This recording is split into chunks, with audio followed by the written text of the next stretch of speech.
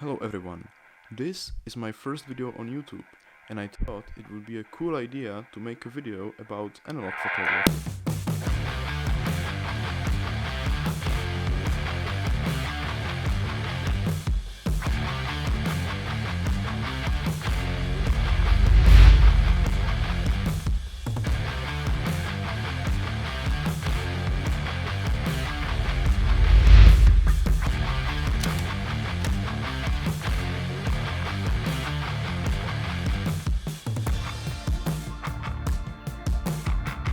Hey, what's up guys? My name is Giuliano and today I'm gonna talk to you about one of my favorite subjects, and it is film. Film is shot on cameras like this. This is a Praktica PL Nova 1. It's made by the Germans back during the World Wars. Probably the second one, not entirely sure which one of them. But that means it's like over 50 years old and it still works great. You might notice that there is no screen on the back, and that's because it shoots film, which developed looks like this, and this is only a small portion of it.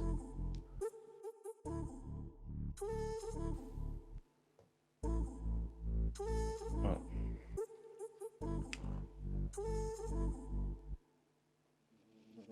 usually you can buy film in two different variations. This 35mm film. You can buy it in either 24, a roll of 24 photos, or a roll of 36. This is a developed sheet of a roll that had 36 frames on it. This film I just showed you is a Portra film. It's made by Kodak, and in my opinion it has like the best warm tones of film.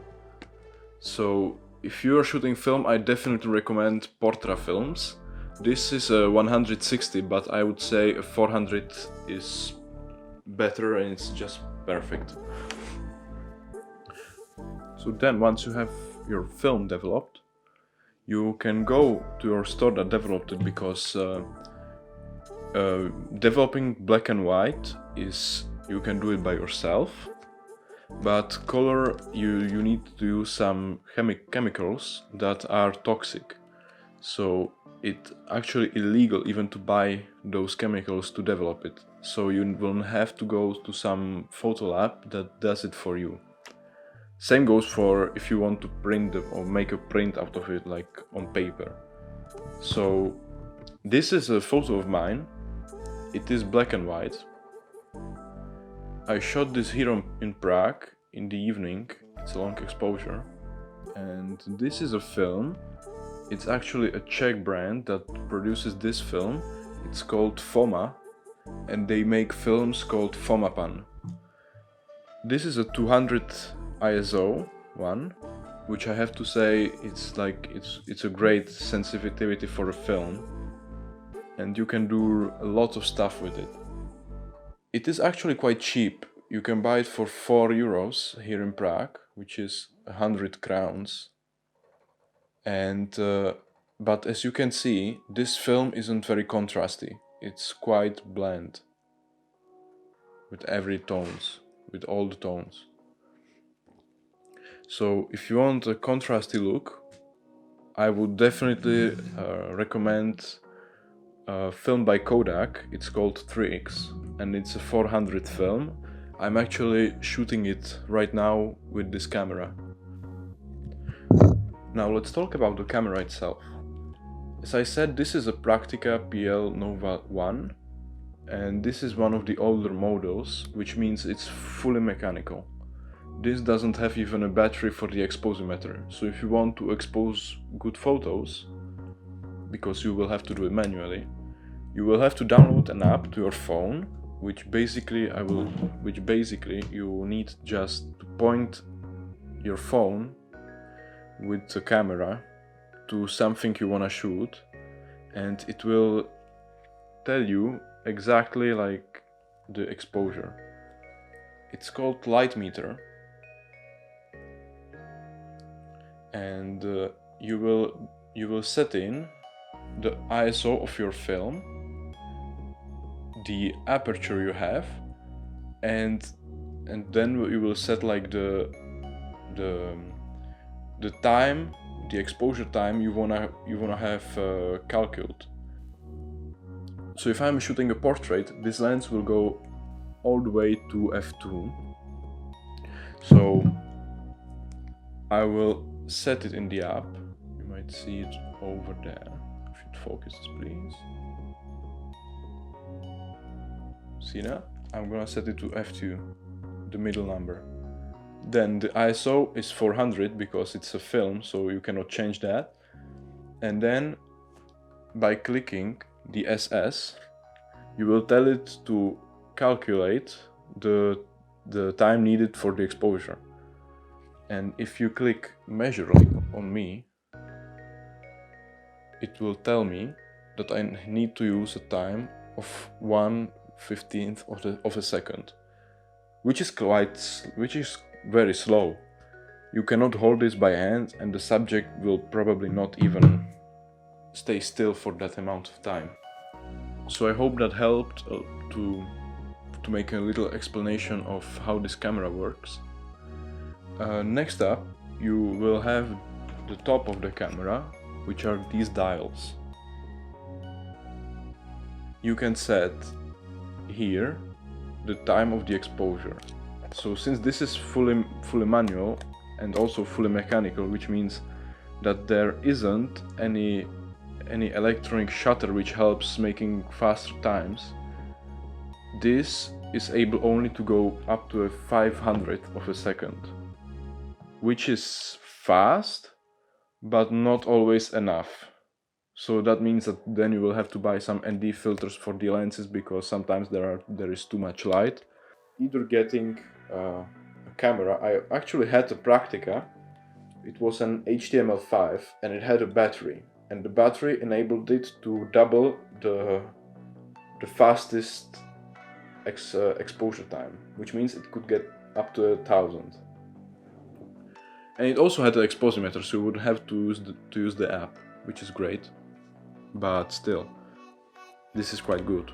500 is very good, and you actually don't have to worry about your battery getting discharged, which is great. The question you might have is, why the hell do I shoot film? Well, since nowadays I'm shooting always digital, it is very nice to sometimes just turn off everything that is digital and go out with this film camera, because I will show you. This is a lever that if you turn, it loads the film. There is a roll of film that goes from here is unexposed, to here. There will be exposed photos. And in order to change the frame that is exactly below the lens, you will need to pull this lever, and it makes this great sound. I will let you hear it.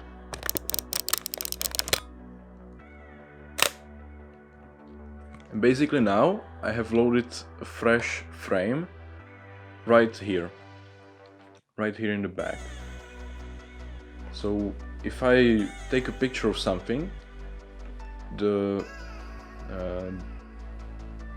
film will get exposed for the time you set, and then you will have to rewind the film again. I will now show you some lenses I have. This being the Helios 44-2, which I just showed you, which is this one. It's a 58mm. But I also have this one. This is an 80-200 f3.5, and it's big. It's very big and heavy.